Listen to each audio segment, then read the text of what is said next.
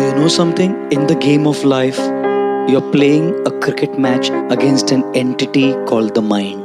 No one on planet Earth can stop you from accomplishing and achieving what you want if you can bat against the googlies that the mind bowls at you.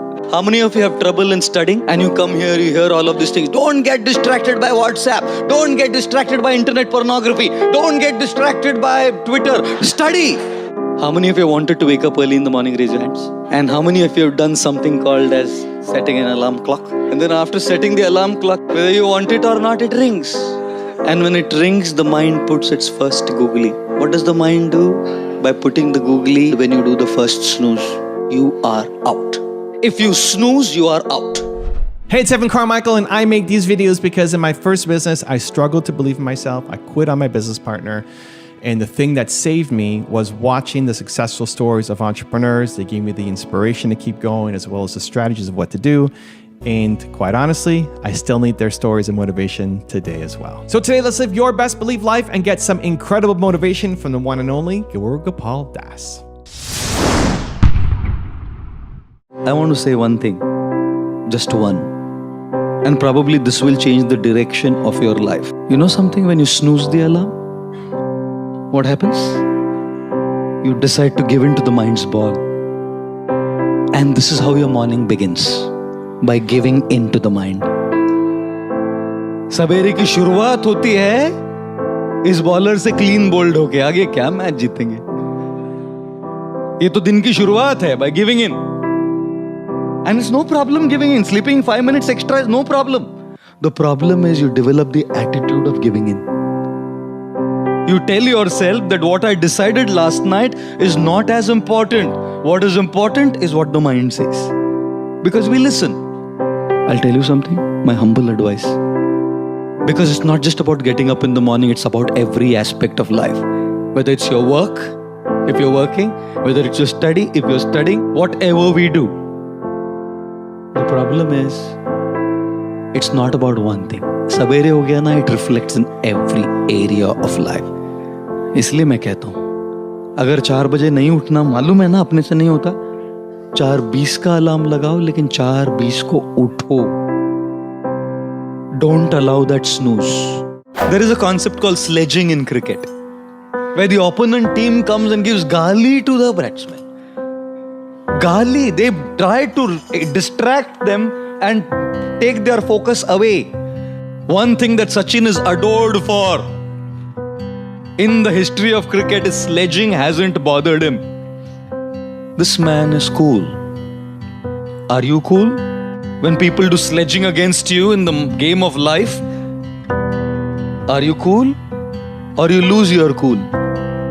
There will always be people who are out of control. Can you stop a guy from criticizing you? Can you stop an opponent team from sledging? कुछ नहीं कर सकते.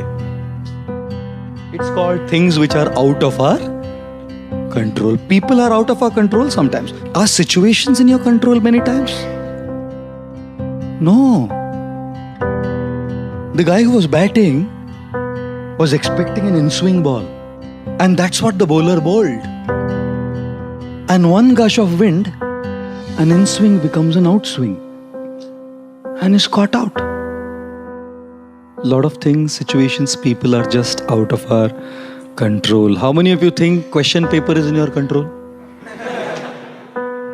And when things go wild, I'll tell you what happens with us. This is what happens with us. You know?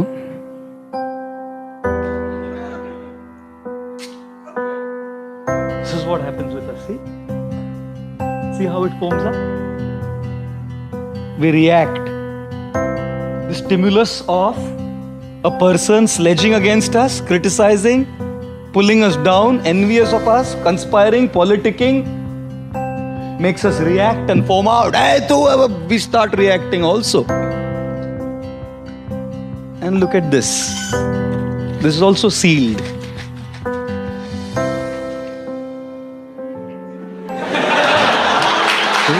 The question is, do you want to be a 7-Up can or a Oxycool bottle of water? And I'm sure a lot of us would say, Prabhu ji, हमको तो दूसरा कुछ सोचता ही नहीं है प्रभु जी. And thus, in our life, we will always have a stimulus, and we can choose to respond, because between the stimulus and response is our choice. A great personality is not born in the maternity ward. A great personality is born by the choices that one makes. And therefore, when there are all kinds of stimuli, we have to learn how to respond. If we are not strong spiritually, it is impossible. If we are not strong culturally, it is impossible. All this sounds great and good, and we know, yes, I want to do it. I can't be a can of soda. I want to be a water bottle. But is it so easy? No. That is why coming here is so important. That is why these foundational ethics of spirituality are so crucial in this age. As all of you are going to be successful in your own areas of life, if not cricket per se. And thus, we have to learn how to respond.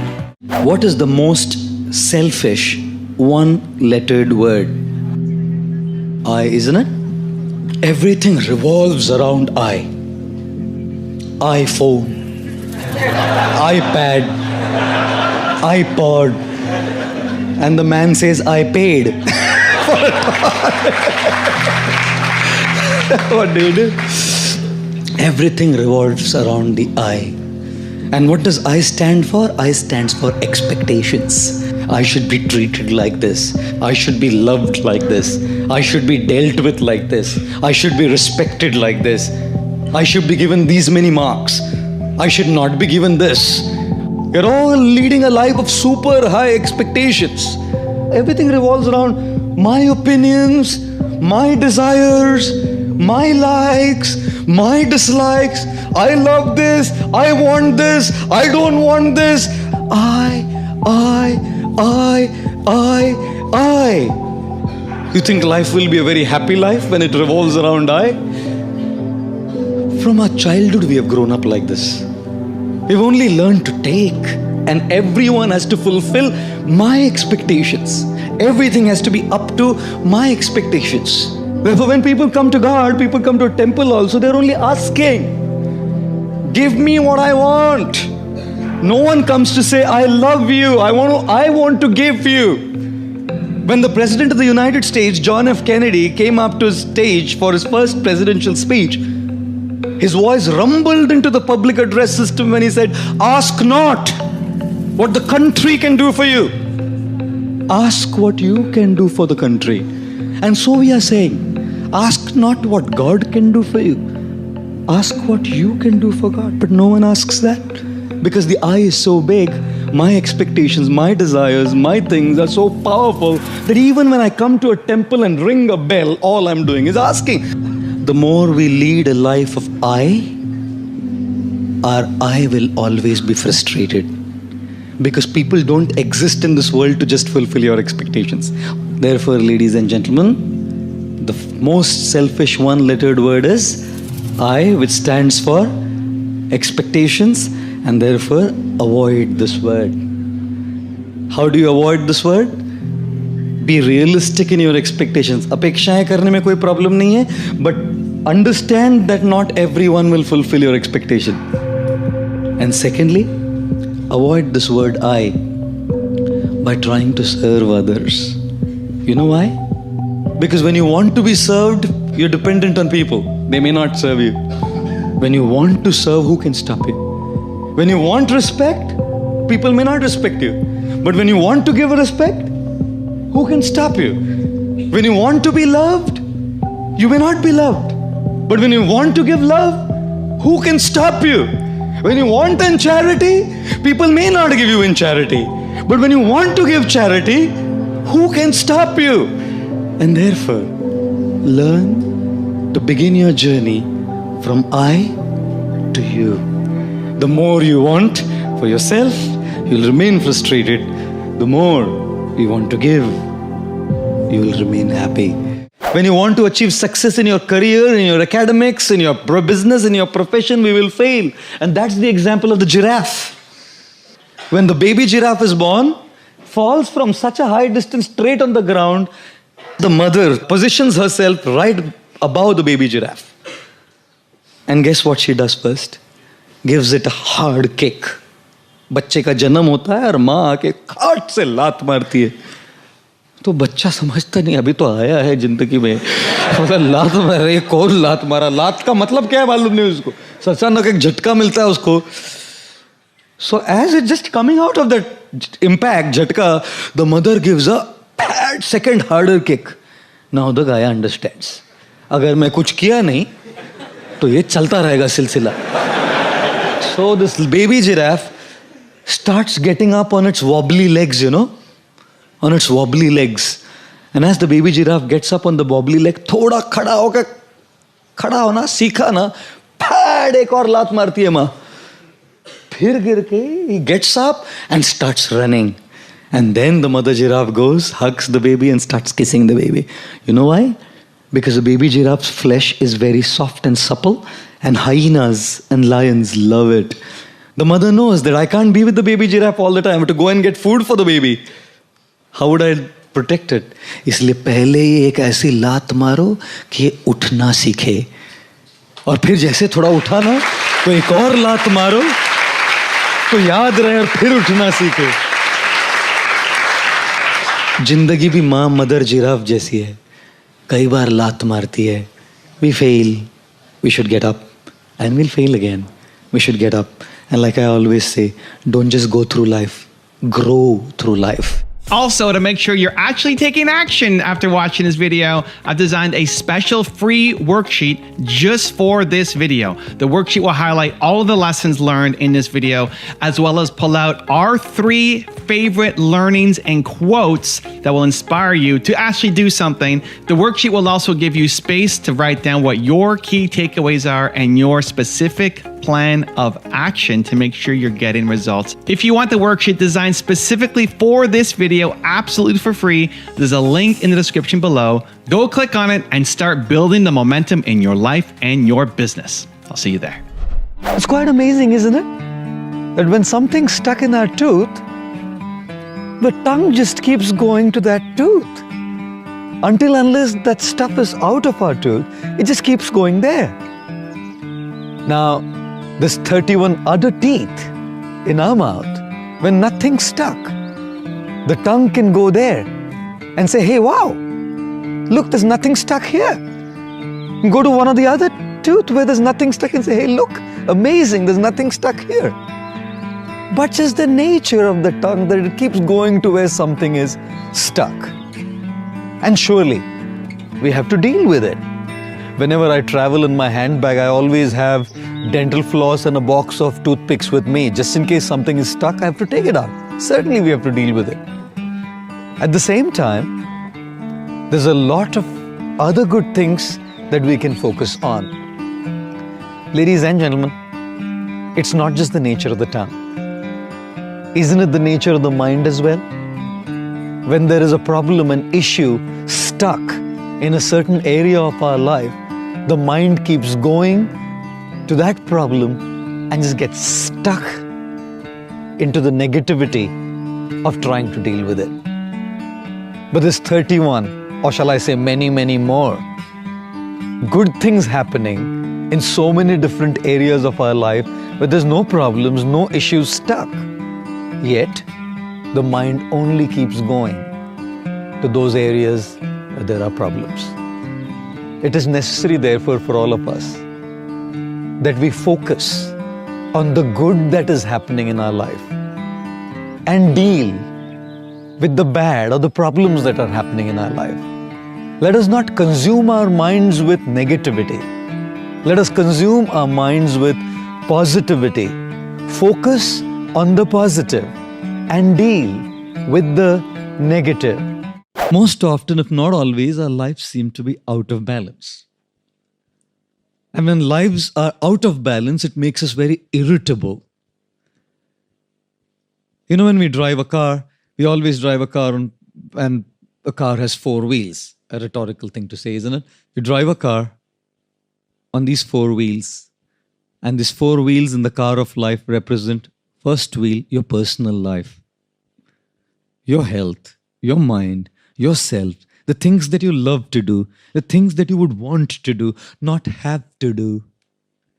Most times we live a life of have to do. I have to study. I have to work. I have to pay my bills. I have to pay the taxes. I have to do this and I have to do that. I have to go for this social function. I don't have a choice. I have to. Where did the love to go? We just end up living a life of have tos and have forgot about our own selves. By subscribing to the pressures that come from all fronts in our lives, we've forgotten to live our own lives. We don't have time to unwind. We don't have time to spend with our own selves. We don't have time to be with nature and take a deep breath and just relish the crispness of the air. We don't have the time to do all of that, especially in a metropolitan city like this.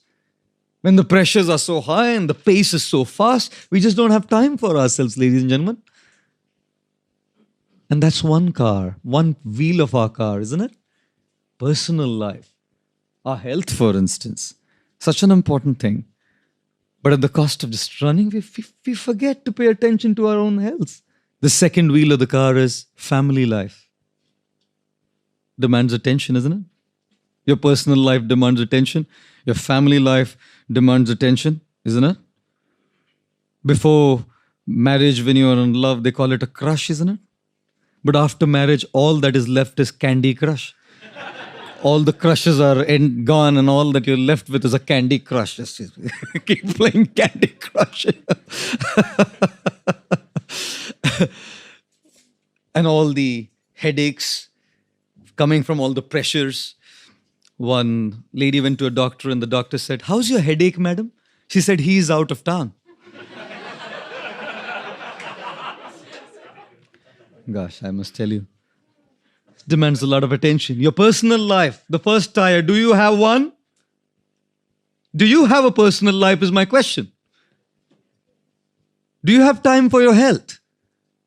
Even in my hectic schedule, I have made 5 days of exercise here still.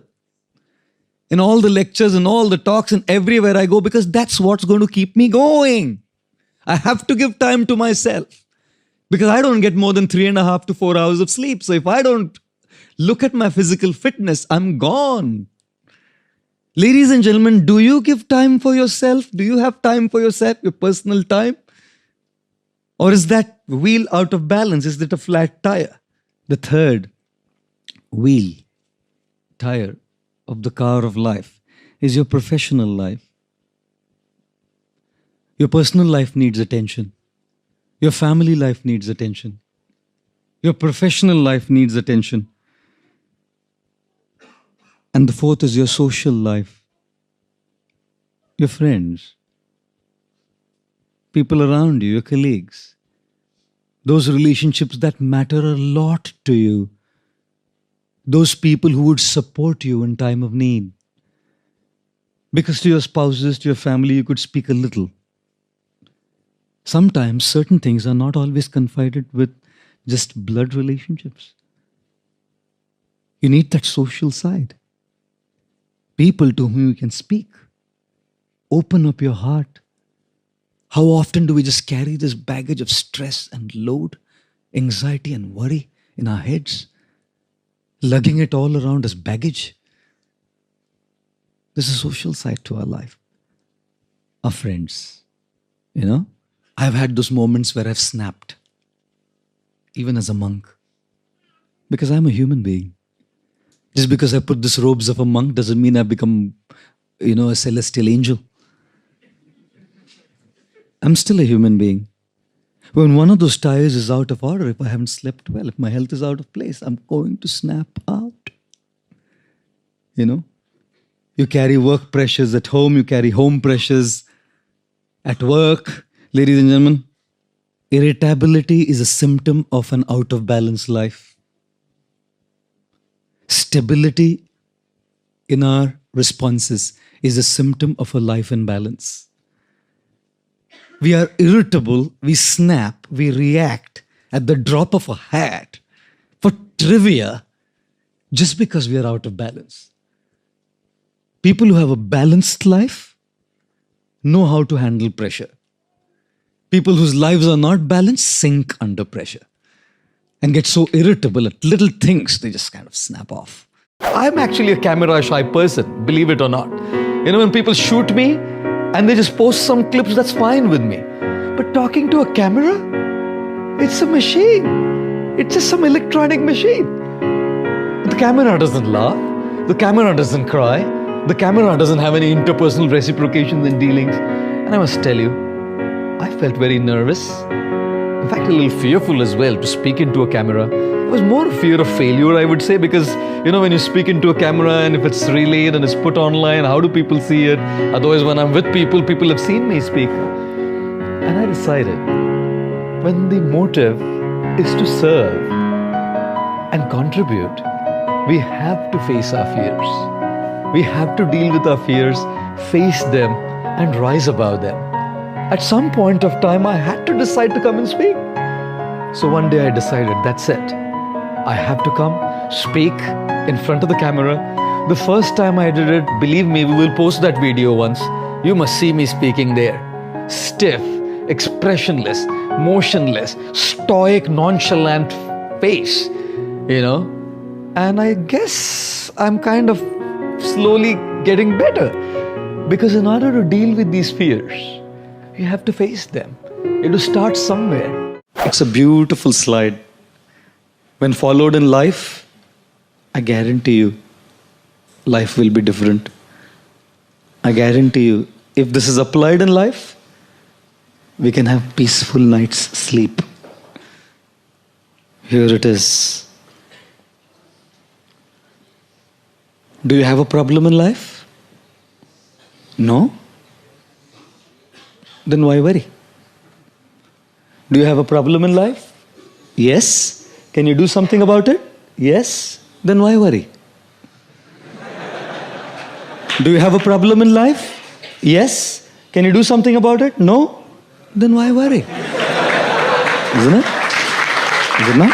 Why worry? In the journey of life as well, the takeoff, which is our birth, is completely beyond our control. We didn't choose our parents.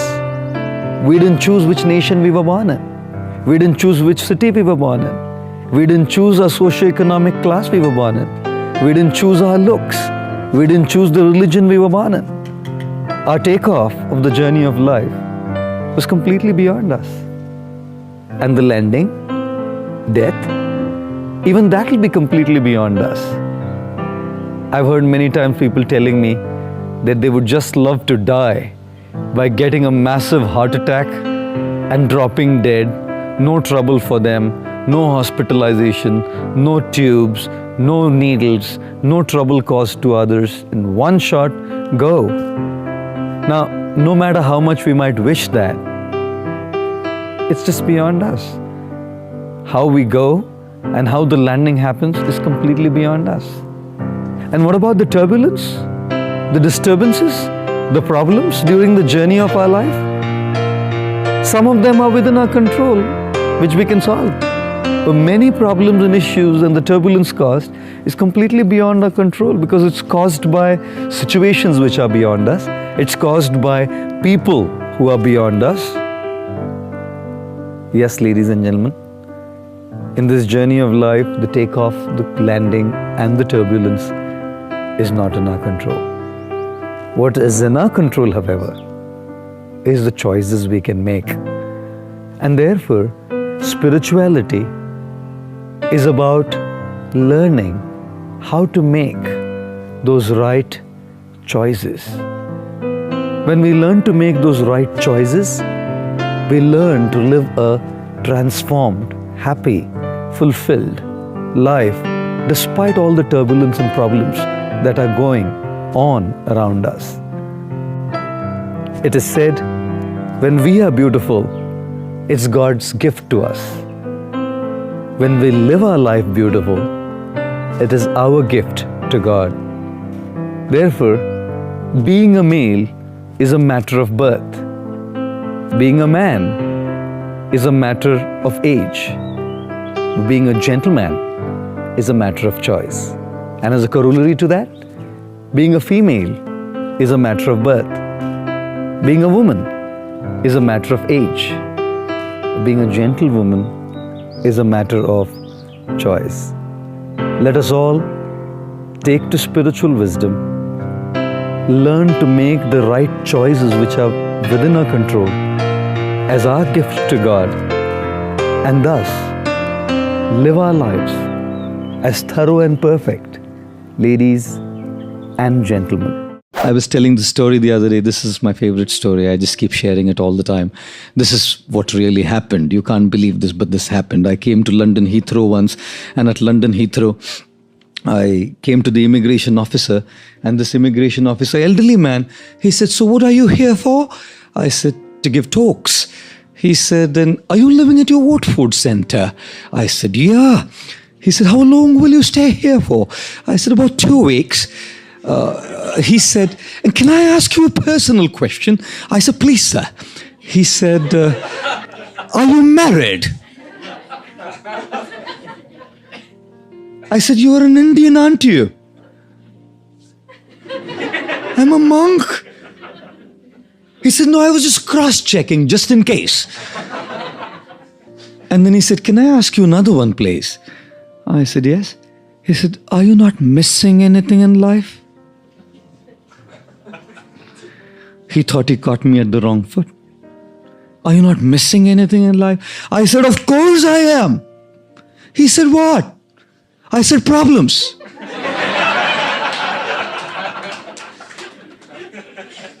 You know what? He loved my answer. Believe me, hand on my heart, he stamped my passport, and as I'm walking out of the gate, he put his hand on my head, blessing me, said, "Son, remain like this. Son, remain like this. You will never have to go through any issues and your problems in life." God, you know what? I mean, it's nice to laugh at, but as I walked through the gate, I turned to him and told him, "Look, gentlemen, I must tell you something. Don't think that me as a monk is free from problems. Anyone who lives in this dog-eat, dog-live world, as they might say, or anyone who lives in this world full of rat race and pressures, whether it's you who are a student studying, or one of you corporates or business people who's working, or married man or lady who's kind of dealing with family life, or myself as a monk, we are all subject to our own pressures.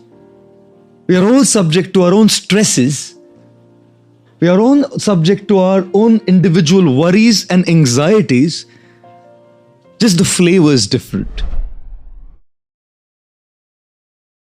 A lady asked me after the session, in the Q&A session, "Sir, you said that you were an electrical engineer. Why did you give up your career as an electrical engineer?" I said, "Madam, I didn't give up my career as an electrical engineer. I upgraded my career from being an electrical engineer to a lifestyle engineer." And I said to her, each of us, based on our particular faculties of knowledge, should be contributing to the world's solutions to problems. Engineering is all about offering solutions to problems. All engineers are offering solutions to problems. All bodies of knowledge offering solutions to problems. And I thought mine is one, offering solutions to problems related to lifestyle. Problems happen, challenges happen, struggles happen, issues happen, misunderstandings happen, health crises happen, financial crunches happen, markets go down and that happens. All of that happens. Happiness doesn't happen. You have to make it happen, because right things don't happen. You have to make the right things. Fitness is the right thing, doesn't happen. You have to make fitness happen. And if you want to lose any weight, losing weight doesn't happen. You have to make it happen. Not reacting when you're angry, shutting that bloody mouth up doesn't happen. You have to make it happen. Only wrong things happen automatically. Right things, you have to make them happen. They don't happen like that. I'll tell you what, we all react in our own ways to lose it. Not reacting and shutting this up doesn't happen. You have to make it happen. saying a sorry when somebody hurts you, or forgiving somebody when somebody hurts you, doesn't happen. You have to make it happen. Like sometimes you find child prodigies. You know, they're like masters in singing or dancing or writing or whatever they do. Like if you see 2-year-old kids, when their hands go on a piano, spellbound. Now, don't tell me that he could learn that and master it at that age. Don't tell me. A 2-year-old can't master the alphabet. Don't tell me that he mastered it by learning it. In fact, nobody taught it to him. He got it. He got it. Now, when you say he got it, don't call it genetic. How do genes give you a music skill?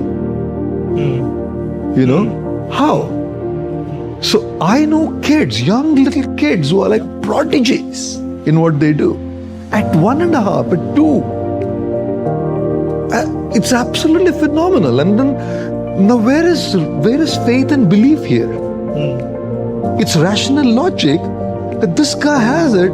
It's not come from learning. It's not come from reading. Nobody imparted to him. It must come from somewhere. How can there be an effect without a cause? Absolutely. And I can't see an immediate cause right now. So there has to be a remote cause before this. Right. You know what I mean? Whether I call it karma, whether I call it whatever, but I can't accept an effect without a cause. It's against my rational thinking, you know? So now, if this gentleman, this little boy or little girl, he or she, has this incredible talent, we call it, the common parlance is he or she is God-gifted. Absolutely. Absolutely. God-gifted, man. Look at this guy. Yeah. Not learned, and look at how they're doing it. So that to me is, call it luck, call it destiny, call it karma, call it whatever. I didn't grab it. I got it. Matthew McConaughey, when he got the Oscar, he said something phenomenal. I loved it. In fact, it's written in the book as well. He first, of course, thanked God, thanked his wife, thanked his father, thanked his mom. And he said, I want to thank God. I want to thank God because opportunities are not given by the human hand. I didn't seek a lot and it came to me. How do I explain it? There's a million other people who are seeking, they don't get it. That's right. And I don't seek and I get it. What am I going to explain it by? You know? You know what I mean? Now, what that little one does with that talent, or what this gentleman does or this lady does with the opportunity that has come, is my free will. Correct. Or my choice. Whether to drive right or to drive left or to not drive. Right. Correct? But the car, for a lot of people, was given. Correct? Yes. Now, that free will part is where I often like to quote. I say, I don't know who said it, but it's a beautiful quote. It says, when hard work beats talent, when talent doesn't work hard. Absolutely. You know? Yeah. So now the talent came to you when you were 2.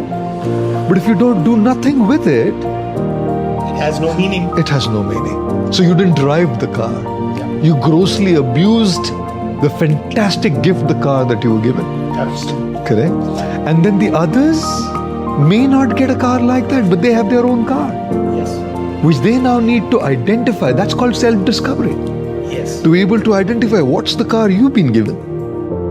What's it that you've been gifted with? And everybody has been gifted with something. There are 5 levels of people. On level 1, the lowest level, is a person who only sees bad in others. For heaven's sake, that guy just cannot see any good. Anyone here like that? I don't think so. We're not so bad that we just can't see any good. Some people just can't see any.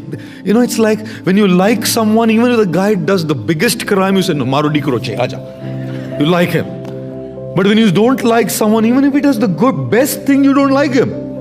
And if you have that experience, if you just don't like someone, even if he has all the good qualities, you just can't like him. There are some people on that lowest level. They only focus on the bad. They can't see the good.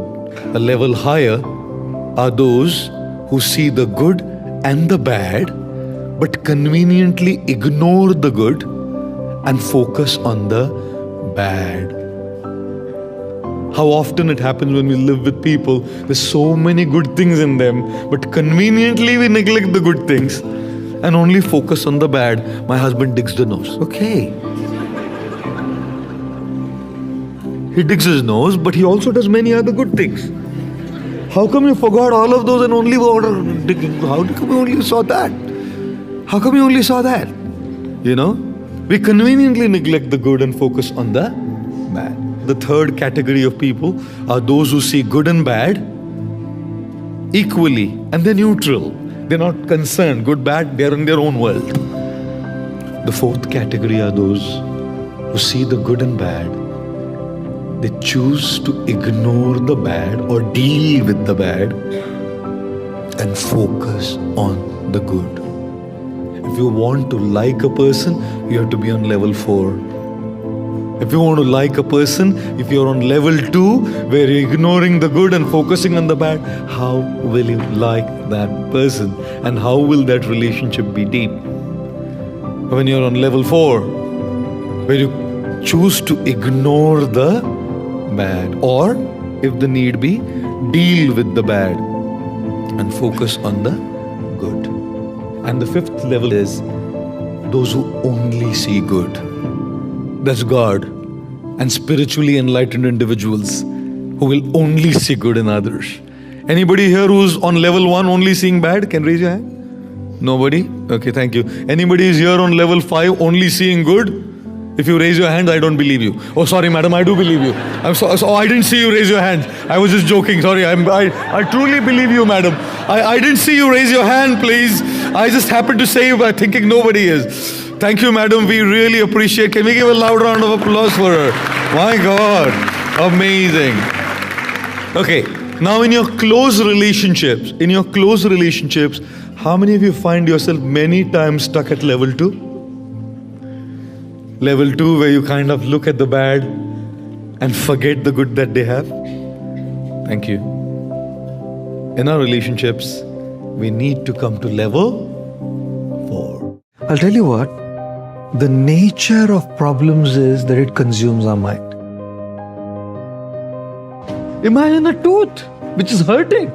I don't know if somebody's had their finger stuck in the edge of the door and the door is slammed. Good heavens, it hurts like hell. And then the pain is just so all-consuming. The mind just focuses so much on the pain, right? I think it's just the nature of problems that it draws our mind towards them. Like the tongue going towards the cumin seed in my tooth when it was stuck. It's like gravity, the law of gravity. If we put this bottle up and put it up here and drop it, it's going to just be pulled down. Dragged down by the power of gravity. I think there's a power of gravity existing within us as well. They're just natural for us to be dragged down to our issues, our problems, right? To everything that's negative. I think being pulled into negativity is so normal. It's like gravity. Put this bottle down, it falls down. You don't have to do anything.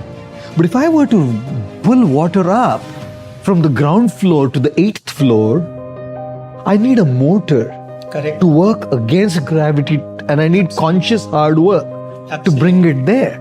So it's so natural for the mind to feel negative and go towards the problem. But if I have to look at 31 other teeth, I have to make a conscious choice to take my tongue away. Right. If I have to pull the water down from the ground floor to the 8th floor, I have to put a pump to pull it up. It's not easy work. It's hard work, right? But hard work pays off. That's when you look at really saying, okay, this is fulfilling me now. And I definitely don't want to impose this principle of gratitude in a unrealistic way on people, because sometimes misery is so intense. Absolutely. You know, when troubles are smaller, you can still consciously look at the brighter side of life. You know, but sometimes troubles are just so intense and massive, and they seem to be like mountains, unmoving, unshakable. mountains. They just stand there for ages and decades. How in such a situation, wouldn't it be so violent to forcefully impose the principle of gratitude on a person whose life is so acutely absorbed in intense misery? Right? You know, I call that toxic positivity. It's toxic. It's not natural. So what does one do really? In such a situation when it's just so overwhelmingly painful, you know, my take on it is it's hard to look at the brighter side when this intense pain there. But at the same time, I also feel if we are consumed by negativity with that pain and that problem and it's occupying our mind, we lose the ability to deal with it the way we are meant to. Correct? So if we could seek help, if I'm not able to see it, we could seek help of somebody. It could be professional help or personal help, friends, whoever it could be. We could seek help to be able to shift our attention to even the tiniest things so that that little positivity becomes the anchor to deal with. I want to just offer to you 3 essential principles of gratitude. Being mindful and grateful. The first one being recognizing all the wonderful things that have been done to us. Believe me, we are in such a rush most of the time. We're not even thoughtful and mindful to recognize the incredible gifts that have been showered upon us. How many of you had loving parents? Most all of us. How many of us feel that we've been receiving so much affection from our parents? Yes. How many of you have loving spouses? You might want to or may not want to raise your hands. That is completely up to you. It's your choice, ladies and gentlemen, whether you want to raise your hands for this. How many of you had wonderful teachers? Good. How many of you had some amazing friends? Great. How many of you have come in contact with some wonderful spiritual personalities? Great. And how many of us feel that our life is a collective sum total of the so many wonderful things that have been done to us by so many in our lives? Show of hands, please. All of us, isn't it? So many of us have been recipients and received so much from our families, from our friends, from our teachers, from saints. I'll tell you something, to be very honest, what the world needs today is transformed individuals. We have a lot of affluence, we have a lot of influence, we have a lot of information. We are in an age which is laden with information. You know, what we truly need is transformed individuals who can utilize what we have for constructive causes in the world, who can truly bring light to the world, who can truly bring hope to the world. There's enough information. What we would need is transformation.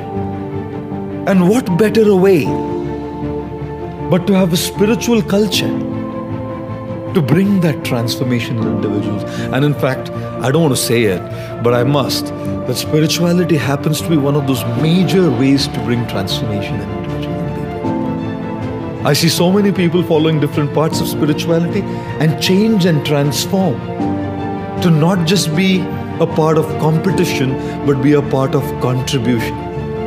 Along with competition, they're also looking at contribution. Youth is the hope for the world. Youngsters, young men and ladies are the ones who can change the shape of planet Earth, who can change the way the world functions, bringing in incredible hope and light to the world. You know, when we're talking about science and spirituality, I feel that I never felt there is a divide or a difference. Right. I feel the purpose is one. Right. When we look at both having the same purpose, which is to unveil the truth. Correct. Science is trying to unveil the truth, Right. and spirituality is wanting to unveil the truth. Correct. So how are we different in our purpose, correct? The methodologies may be different. Like in science, I may use equipment, I may use instruments, I may use telescopes, I may use Measurement. measurements, I may use so many different things That's right. to be able to figure out what that truth is. Correct? And I will. Yes. I will. Phenomenally will. Correct? So from science and from all what I see, I have facts. Not complete facts yet. Which is why it's always evolving. We call it a relative science. It's not an absolute science. Absolutely. Mendeleev's periodic table. Right? Yes. The values were changing, right? We found out the truth later. We assigned a certain value. We said, sorry, sir, this is not what it is. This is the actual value. So it's changing. So could I say that this is it? May not be. If I get an instrument which is better than what I have today, I'll probably explore another layer of that same facet, right? Now, that's where I get the facts. Great, I need those facts.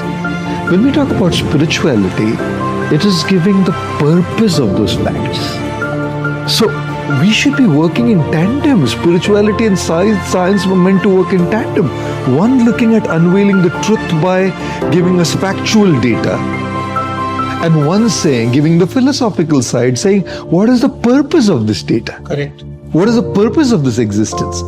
And both are two important dimensions to the same truth. Absolutely. So I feel That's an artificial divide. it's an artificial divide, and it's rigidity on both parts, both sides, that we can't come together to sit and say, hey, look, I'll give you an example. Should a doctor repair a car? That's not a skill set. Yeah. Should a car mechanic try and do an open heart surgery? No. So this is my area of expertise, let me do that much and not delve into something further. Let somebody else with this other area of expertise come together, and let's pool it all together to unveil the truth together, adding our own dimension to it. The one thing that I've learned over the years is that we are all so different. Our lives are so different. Our situations are so different. Our backgrounds are so different. Our upbringing is so different. The journey of our life up until now for each one of us is so different compared to somebody else. And therefore, it's so important that we don't judge our own life or the lives of others by comparing them with someone else's life. Here's an example. If Mr. A can sprint a distance of 10 kilometers in 1 hour, whereas Mr. B covers the same distance in 1.5 hours, which one of the two would you call faster and healthier? The answer obviously would be Mr. A. Now what if I tell you that Mr. A had a prepared track to run on, while Mr. B did it by walking on a sandy path? I think our answer will now change, and we probably think that Mr. B is fitter. And let's say we come to know that actually Mr. A is 75 years old while B is only 20. Here we go. Our answer changes again, and we now think that the 75-year-old Mr. A is healthier. Guess what? Mr. A weighs 60 kg, whereas Mr. B 125 kg, which makes it really hard for him to run. Who do you think did well? Oh my goodness. Now we correct ourselves again as we favor Mr. B. The more we get to know about the strengths and limitations of Mr. A and B respectively, our opinions and judgments about who is better keep changing. And isn't life like that as well, guys? We form opinions about others so quickly, so hastily, so impulsively, so superficially, without knowing much about them or their situations. We end up judging people, labeling people, and miss out on connecting to and encouraging the immense potential that they may have. Life is not the same for all. Some may not be as talented as others, but may get better opportunities and thus scale up very fast. Whereas others, despite being super talented, keep struggling just to make the ends meet. कहते हैं ना कि किस्मत महलों में राज करती है और कई बार हुनर सड़कों पर तमाशा करते रहता है. Some may have more resources, whereas others can't find any source to fall back on. Each one has different problems, and so no one solution can work for all. Just like one size of clothing doesn't fit all. So do not judge others' journey without knowing more. Do not judge your own life by looking at someone else's or comparing your situation with someone else's. You are you and they are they. Your life is your life and theirs is theirs. Do take inspiration from their journey in a way that you can enrich yours. And always remember, life is the most difficult exam. Many people fail because they try to copy others, not realizing that everyone has a different question paper. I've done 3 talks in 3 cities in India. Late morning, like about 9ish, I've spoken in Bangalore in India. After that was over, come to the airport, go to Chennai for another one, finish that and come back to Mumbai and straight from the airport go to another. I've done 3 talks in 3 cities in a day. What do you, if I snap well? You're technically right, I did. But you're practically wrong, ladies and gentlemen. I don't snap like that. You can interact with me all the time. I don't snap like that. But I'm a human body and a human machine. In your relationships, ladies and gentlemen, I make a humble appeal to all of you and beg of you, life is short. It's very short. Don't mess up with people, the closest people to you. Give time to them and understand them. They may be they may have said something here and there, and you may be technically right. Okay, look at the hidden mango. Yes, your husband or your wife may not love you, and that's technically right. But there may be a hidden mango why. Find that out before you brand them. Your son or daughter may not listen to you, and you may be completely technically right that they don't obey you. But find out the hidden mango. Why are they doing what they are doing? They are doing that is clear. Everybody knows it. It doesn't need 2 pence worth of common sense. Is it a rocket science to understand that? Is it a rocket science to understand he's not behaving right? Any damned fool can understand it. It needs intelligence and maturity to go behind the technical rightness and look for the practical rightness. It needs maturity and wisdom to start seeing behind the scene. To say, why is this person not loving me? Why is this person behaving like that? Why is this person not treating me right? And if you do that, believe me, hand on my heart, your love for whoever you love will go so deep, and your relationship with whoever you relate to will be so profound, because it's based on maturity, not judgmentalism. How can every morning be the same? How can every afternoon be the same? How can every evening be the same? How can every day be the same? हर दिन अलग होता है, हर घंटा अलग होता है, हर पल अलग होता है. Every day is a different day. And therefore they changed the greeting now. Greeting बदल दिया. अभी good morning नहीं बोलता है कोई. Happy morning.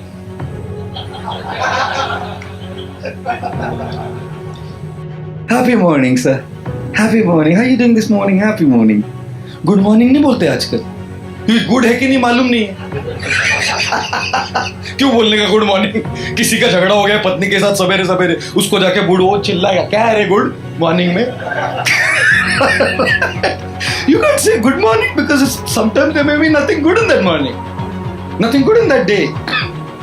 So now the term is happy morning. Happy morning.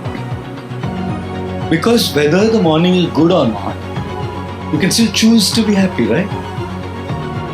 Whether it's good or not cannot be a choice.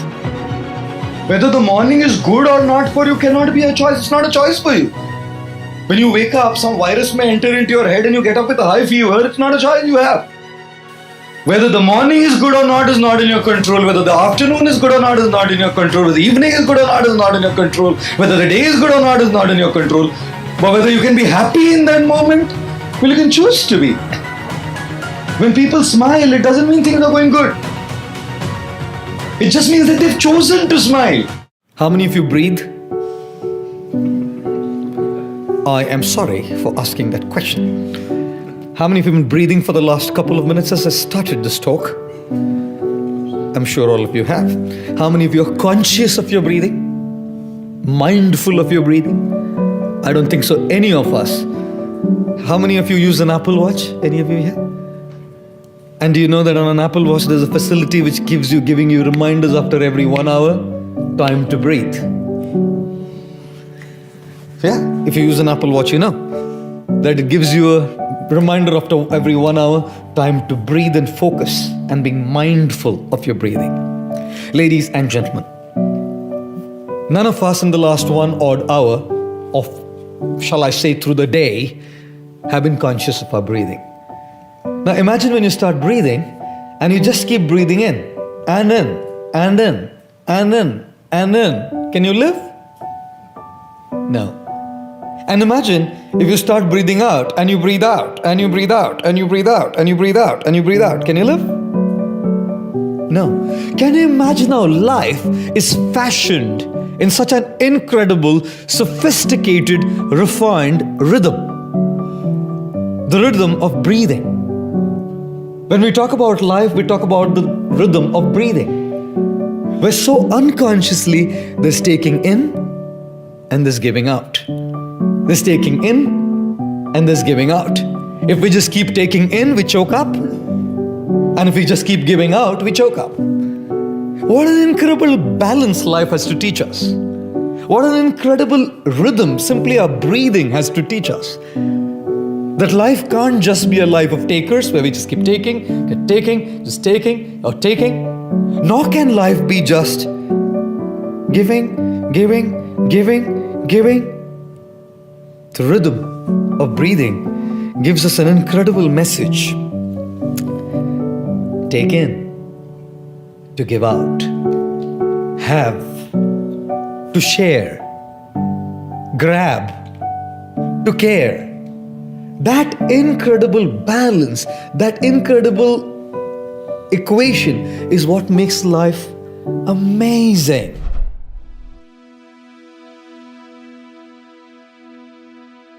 Because you made it this far in a video, I want to celebrate you. Most people start and don't finish. Most people never actually follow through. Most people say they want something, but they don't ever do the work to actually get it. But you are different.